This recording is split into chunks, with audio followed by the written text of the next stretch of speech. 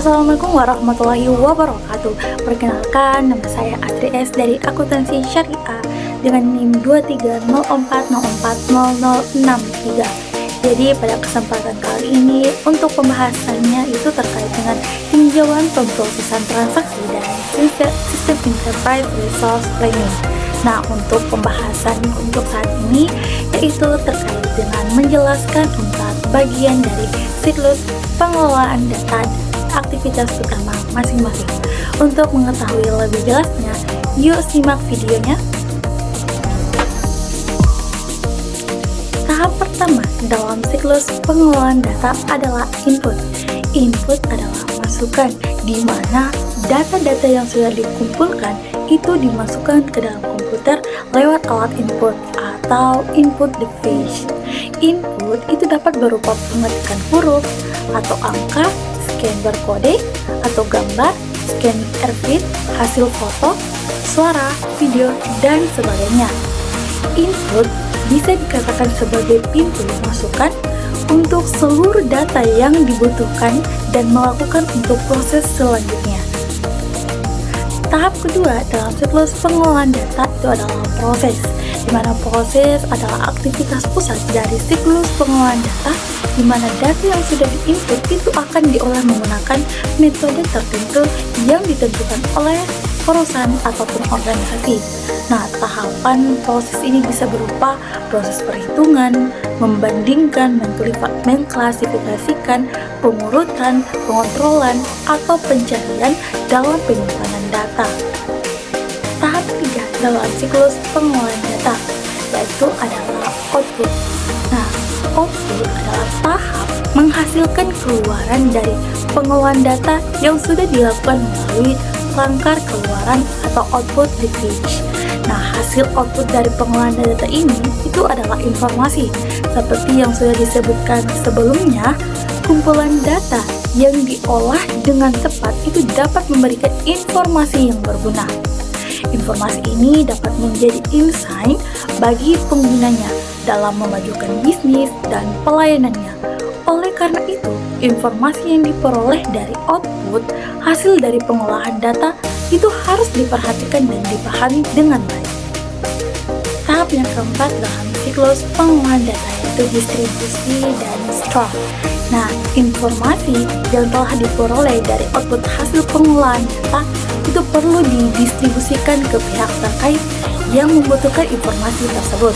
Misalnya, seorang praktisi data di sebuah perusahaan itu bertanggung jawab mengolah data penjualan. Maka hasil dari output dapat didistribusikan kepada bagian penjualan atau marketing sebagai evaluasi strategi bisnis ke depannya. Sedangkan storage adalah proses menyimpan hasil pengolahan data ke sebuah penyimpanan atau store. Nah, hasil pengolahan data itu dapat disimpan dan dijadikan bahan input kembali untuk pengolahan data selanjutnya. Baik, selanjutnya kita masuk dalam materi selanjutnya yaitu terkait dengan dokumen dan prosedur yang digunakan untuk mengumpulkan dan mengolah data transaksi. Teman-teman, dalam sistem bisnis dan akuntansi, pengumpulan dan pengolahan data transaksi itu memerlukan dokumen yang valid serta prosedur yang sistematis untuk memastikan akurasi dan efisiensi. Adapun dokumen yang digunakan itu seperti dokumen sumber atau source dokumen yang berfungsi sebagai bukti transaksi dan dasar pencatatan dalam sistem. Contohnya seperti faktor penjualan, kwitansi, bukti kas masuk dan kas keluar, nota kredit atau debit, surat jalan, ataupun dengan kartu stok. Nah, adapun dalam prosedur pengolahan data transaksi di mana dokumen itu transaksi itu diterima dan diverifikasi untuk memastikan kelengkapan dan keasliannya.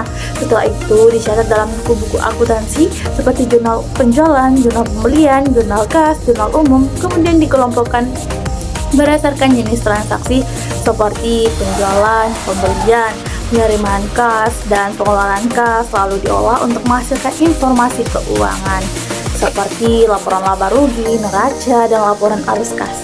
Setelah itu data transaksi disimpan secara aman dan terstruktur untuk memudahkan akses dan pelacakan. Jadi pembahasan yang ketiga itu terkait jenis-jenis informasi yang disediakan sistem informasi akuntansi. Nah, yang pertama itu terkait dengan laporan atau report yang digunakan oleh karyawan untuk mengendalikan aktivitas operasional dan oleh manajer digunakan untuk membuat keputusan dan untuk merumuskan strategi bisnis. Dan kedua itu adalah terkait dokumen, adalah catatan transaksi atau data perusahaan lainnya. Contohnya seperti cek, faktur dikirimkan kepada pihak eksternal. Yang ketiga itu adalah respon pertanyaan atau database query digunakan untuk memberikan informasi yang diperlukan untuk menyelesaikan masalah dan pertanyaan-pertanyaan yang membutuhkan tindakan atau jawaban cepat. Baik, kita masuk dalam pembahasan selanjutnya, yaitu cara penyimpanan informasi dalam sistem informasi berbasis komputer. Nah, sistem informasi berbasis komputer itu menyimpan data dalam berbagai cara, seperti kayak dalam bentuk file, seperti di mana itu data disimpan dalam bentuk file seperti dokumen, gambar, atau video. Yang kedua itu adalah database, di mana data disimpan dalam database yang merupakan sistem terstruktur untuk menyimpan dan mengelola informasi. Nah, database itu memungkinkan pencarian dan pengelolaan data yang lebih efisien. Yang ketiga itu adalah cloud storage, di mana data disimpan di server yang terhubung ke internet, memungkinkan akses dari berbagai perangkat. Nah, cloud storage itu memberikan fleksibilitas dan keamanan yang lebih tinggi. Nah, dalam media penyimpanan itu data disimpan dalam berbagai media seperti hard drive, SSD, flash drive, dan kartu memori. Intinya, sistem informasi berbasis komputer itu menyimpan data dalam bentuk yang terstruktur dan terorganisir, sehingga mudah diakses, dikelola, dan diubah sesuai kebutuhan. Baik, kita masuk dalam pembahasan yang kelima terkait cara organisasi menggunakan sistem Enterprise Resource Planning atau ERP untuk memproses transaksi dan menyediakan informasi. Nah, teman-teman, Enterprise Resource Planning atau ERP itu adalah suatu sistem terintegrasi yang digunakan oleh perusahaan untuk mengelola dan mengkoordinasi berbagai proses bisnis dan departemen secara efisien dalam satu platform tunggal. Nah, terkait dalam pemrosesan transaksi, ERP itu menggabungkan data dari berbagai departemen ke dalam satu sistem. Nah, dengan ERP, proses manual itu seperti penyimpanan data itu dapat diotomasi. Nah, sistem ERP itu memproses transaksi secara waktu nyata atau real time. Nah, ERP itu menggunakan kontrol akses berbasis peran untuk memastikan hanya pihak berwenang yang dapat memproses atau memodifikasi transaksi. Nah, terkait dalam penyediaan informasi, ERP itu menyediakan laporan terperinci dan analitik berbasis data yang membantu pengambilan keputusan. Nah, informasi yang tersimpan dalam sistem ERP itu diakses oleh pengguna yang memiliki izin, baik di kantor pusat maupun dari lokasi jarak jauh melalui perangkat yang mendukung. Nah, ERP itu membantu organisasi menghindari redundansi data dan memastikan konsistensi informasi. Baik, itulah pembahasan terkait tinjauan pemrosesan transaksi dan sistem Enterprise Resource Planning atau ERP. Mungkin itu saja. Wassalamualaikum warahmatullahi wabarakatuh.